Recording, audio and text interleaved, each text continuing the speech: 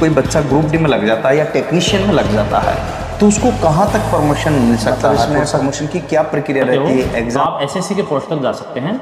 यहाँ तक दोस्तों आज मैं पहुंचा हूं श्री कृष्ण जी के पास में, और श्री कृष्ण जी जो है वर्तमान में इनका एडएमई जो पोस्ट होती है बहुत ही ऑफिसर ग्रेड की बी पोस्ट है, उस पर वर्तमान में ये कार्यरत है। अभी इनका अच्छा खासा जो है एलडीसी एग्ज़ाम दे करके जो है जीडीसी एग्ज़ाम दे करके क्लियर किया है इन्होंने, और ये अभी प्रमोट होकर के जो है कटनी पहुंच गए हैं। मैं श्रीमान सर से निवेदन करूँगा कि कोई बच्चा ग्रुप डी में लग जाता है या टेक्नीशियन में लग जाता है तो उसको कहाँ तक प्रमोशन मिल सकता है? थोड़ा सा कि आप इनको स्टेप बाय स्टेप बताइए, क्योंकि जो आपका प्रैक्टिकली अनुभव है और जो आप देखते हो और प्रमोशन देते हो और करवाते हो, या फिर मतलब इसमें प्रमोशन की क्या प्रक्रिया रहती है? एग्जाम होता है एलडीसी जीडीसी या फिर जो है ना वैसे प्रमोशन होता? थोड़ा सा बेसिक रूप से बच्चों को क्लियर कीजिए। बहुत सारे बच्चे जो हमारे पढ़ रहे हैं वो सोचते हैं कि हम ग्रुप डी में लग गए तो क्या होगा, टेक्नीशियन में लग गए तो कहाँ तक पहुँच सकते हैं? थोड़ा कॉन्सेप्ट क्लियर कीजिएगा।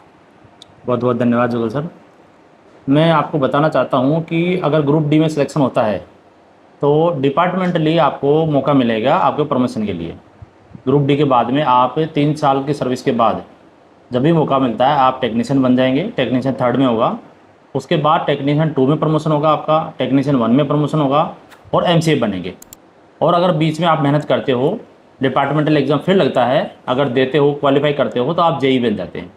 और जेई रहते हुए भी आप अगेन मेहनत करते हो तो आप एसएससी के पोस्ट तक जा सकते हैं। यहाँ तक का आपका चैनल खुला हुआ है। अच्छा अच्छा, बिल्कुल। और अगर कोई ग्रुप डी में लगा हुआ तो क्या वो एडब्ल्यूएम या इससे आगे की पोस्टों पे भी जा सकता है जो ग्रुप डी वाला? नहीं, ग्रुप डी वाला एडब्ल्यूएम वगैरह पे नहीं जा सकता। बाकी वो टेक्नीशियन बन के एमसीएफ बन के और जेई और एसएससी तक वो जा सकता है। अच्छा, तो कोई अगर टेक्नीशियन में लगता है तो वो कहाँ तक पहुँच सकता है? टेक्नीशियन वाला भी प्रमोशन जल्दी होता है उसका। टेक्नीशियन वो 3rd में लगेगा आरआरबीसी जो है, उसके बाद 2 में प्रमोशन होगा, उसका 1 में होगा, जेई में होगा और एसएससी बनेगा। एसएससी बनेगा। मान लीजिए कोई जो है टेक्नीशियन में बन जाता है और उसके बाद में वो जेई क्लियर कर लेता तो 4200 पेमेंट के बाद क्या वो एएमई की पोस्ट का लिए एलिजिबल है? बिल्कुल एलिजिबल है। अगर जेई है तो वो एलडीसी और एलजीएस 2 तरह से एग्ज़ाम लगते हैं डिपार्टमेंटल ग्रुप बी के, वो क्वालिफाई कर सकता है।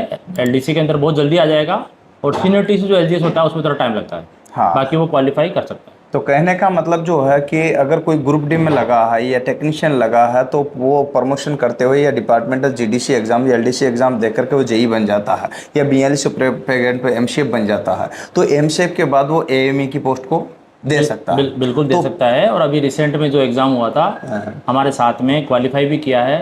एक एमसीएफ था वो भी इंटरव्यू दे के आया है एएमई का भी, और एक जेई थे हमारे साथ वो भी इंटरव्यू दे के आए हैं। वो सीनियरिटी में थोड़ा पीछे थे, इस वजह से फाइनल सिलेक्शन नहीं हो पाया। बाकी वो क्वालिफाई किया उन्होंने और बाकायदा इंटरव्यू तक पहुंचे हैं। अच्छा, तो वो टेक्नीशियन था पहले शुरुआत में लगा टेक्नीशियन था या ग्रुप डी में लगा था? पहले टेक्नीशियन लगा था, वो बाद में एमसीएफ बन गया।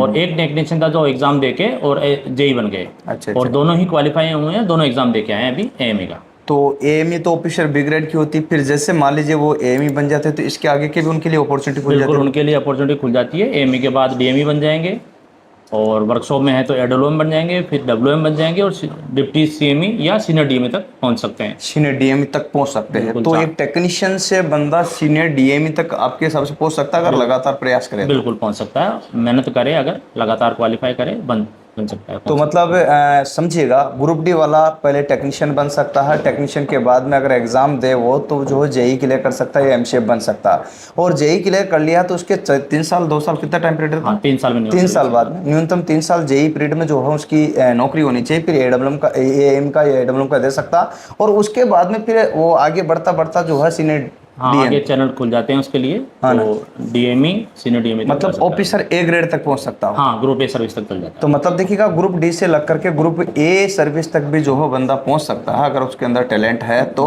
मेहनत करे रेगुलर और अच्छी उसका रिकॉर्ड है तो पहुंच सकता है। अच्छा, इसमें सिलेबस में कुछ खास आता है क्या? थोड़ा सा बेसिक कॉन्सेप्ट कर दीजिए जो बच्चे चाहते हैं तैयारी, हम कैसे करें? सिलेबस अपने अपने डिपार्टमेंट के अकॉर्डिंग अलग से डिफाइन रहता है, बाकायदा वो सिलेबस उस टाइम आपको दे दिया जाता है।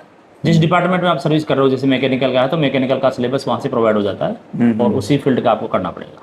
तो कहने का मतलब जो जिस डिपार्टमेंट का है उस डिपार्टमेंट से संबंधित होता है और उसी के आधार पर जो है प्रमोशन होते हैं। एक अच्छा संकेत मैंने दिया है आपको कि इसकी जो कंप्लीट अगर आपको तैयारी करनी है तो हमारे चैनल जुगल सर क्लासेस पर जाकर के आप कर सकते हो। ये एप्लीकेशन के माध्यम से कोर्स लेकर सकते हो, उसके बुक्स और नोट्स भी प्राप्त कर सकते हो। वीडियो अच्छा लगे तो लाइक शेयर सब्सक्राइब करना। सर के लिए अभी हाल में इनका लेटेस्ट प्रमोशन हुआ, इसलिए आपको बधाई भी देना बनता है। अभी कटनी पहुंच गए हैं और जिस प्रकार से ये दौर से गुजरे हैं तो उसी प्रकार से आपके लिए भी एक संदेश दिया है। और इसके अलावा मैं एक और सर का स्पेशल वीडियो लाऊंगा कि ये किस पोस्ट पर लगे थे और कहाँ तक अभी पहुंच गए, आगे कहाँ से रिटायरमेंट होने वाले हैं। ये आपके लिए अभी हाल में एक और वीडियो है, उसको भी शेयर करना। अभी के लिए था सर, और कुछ दो शब्द। बहुत बहुत धन्यवाद साथियों। मैं आपको यही कहना चाहता हूँ कि अगर आपको मौका मिलता है ग्रुप डी या टेक्नीशियन, तो आप ग्रुप डी भी नहीं छोड़ें, टेक्नीशियन भी नहीं छोड़ें। आपको प्रमोशन के काफ़ी अवसर मिलेंगे, आपको आगे काफ़ी आगे बढ़ सकते हो। तो रेलवे में बहुत अपॉर्चुनिटीज़ है, आप बस इंतज़ार कीजिएगा और नौकरी लग जाएगा जल्दी से जल्दी। बस बढ़िया प्रैक्टिस करके फिर आपको लिए रास्ते खुल गए हैं। और इसी उम्मीद के साथ इसको शेयर भी करना सर का, और मेरा हौसला भी जो है बढ़ाना। सर का तो अगर बढ़ा हुआ, लेकिन मेरी उम्मीद है कि आप हौसला बढ़ाएगा और शेयर कीजिएगा अपने दोस्तों तक ज़्यादा से ज़्यादा। आपकी जिम्मेदारी बनती है, लाइक कीजिएगा, सब्सक्राइब कीजिएगा और सब्सक्राइब करना भूलना मत, ठीक है। घंटी वाला बटन जरूर दबा देना। उम्मीद है कि वीडियो जरूर पसंद आया होगा। जय हिंद, जय भारत, वंदे मातरम।